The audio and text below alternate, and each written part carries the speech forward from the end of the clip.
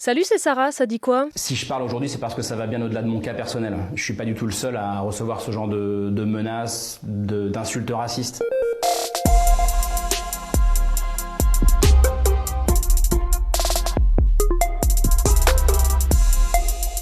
Visiblement, il y a quelque chose qui monte. En ce moment, je suis en train de chercher un nouveau travail. Je passe des entretiens. On me pose des questions farfelues qu'on m'avait jamais posées de ma vie entière. Des questions sur ma religion, des questions sur là d'où je viens. Par exemple, on m'a laissé sur le pare-brise de ma voiture des mots où il est écrit « je t'emmerde »,« dégage », etc., etc.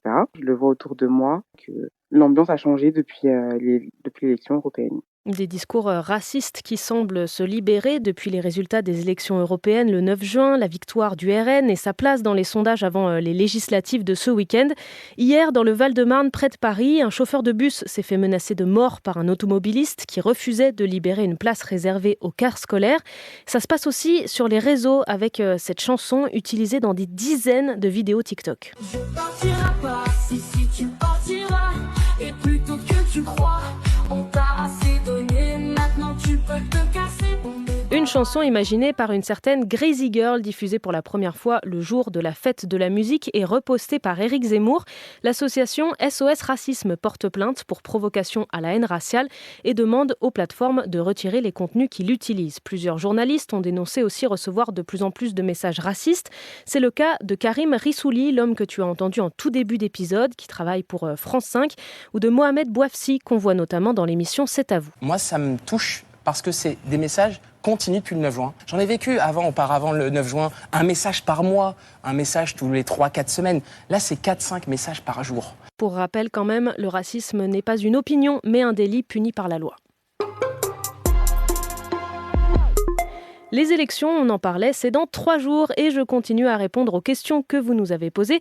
Ce matin, c'est le tour de Lohan. Pourquoi on parle d'investiture? Par qui les députés, pour se présenter, doivent être choisis? Peuvent-ils se présenter dans leur circonscription de manière autonome? Eh bien, Lohan, si tu as la nationalité française, que tu as 18 ans ou plus, et que tu n'as pas été déclaré inéligible par un juge, par exemple, tu peux te présenter pour devenir député. Alors, rassieds-toi, parce que pour cette fois, c'est bien trop tard, mais ce sont les seules conditions à remplir, pas besoin de l'accord de qui que ce soit. Alors, pourquoi est-ce qu'on parle d'investiture? Pourquoi est-ce si important de savoir quel candidat se présente sous la bannière de quel parti? Les candidats des grands mouvements politiques vont profiter de leur visibilité, de leur argent aussi pour faire campagne, ou de l'appui de personnalités politiques nationales, ça aide. Pour ces élections législatives, il y a eu plusieurs alliances entre partis, un peu dans l'urgence. Il faut donc se mettre d'accord sur qui se présente où. La vie est malheureusement faite de choix difficiles. Aujourd'hui, ça fait 1 an que Naël est mort, tué par un tir de policier à Nanterre après un refus d'obtempérer. Le policier auteur du tir est toujours mis en examen pour homicide volontaire. Il n'a plus le droit de porter une arme et a choisi de ne plus exercer dans la police. L'enquête est toujours en cours. Tu as peut-être vu passer sur les réseaux des influenceurs qui conseillent un médicament pour prendre du poids, la Périactine. C'est 3 kilos minimum gagnés pour toi. C'est normalement un traitement contre les allergies, mais il est détourné car il a comme effet d'augmenter l'appétit. Pour couper court à cette mode, à partir du 10 juillet, il ne sera disponible que sur ordonnance.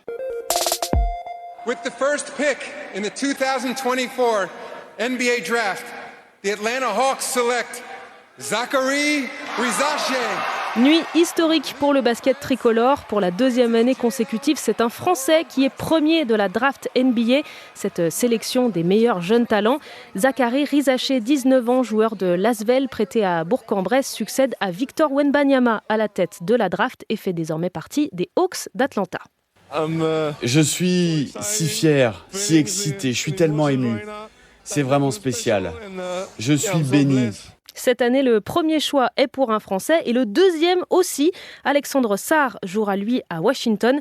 C'est la première fois que 2 basketteurs d'une même nation hors États-Unis sont choisis en premier. Et puis on termine cet épisode en musique. C'est le début du Hellfest, aujourd'hui festival dédié au métal qui accueille cette année le groupe Chaka Ponk qui est en pleine tournée d'adieu. Je te laisse avec leur chanson Bad Algorithm, ça vient de leur dernier album sorti l'année dernière. C'était Sarah de France Info, allez ciao.